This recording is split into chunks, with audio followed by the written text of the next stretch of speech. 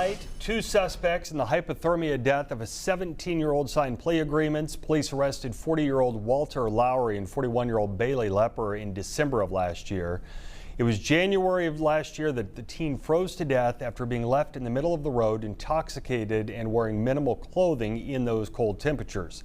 Lowry will plead guilty or no contest to one count of child endangerment. If accepted, he would face 4 months in prison. Lepper will have her charge changed to interference with law enforcement.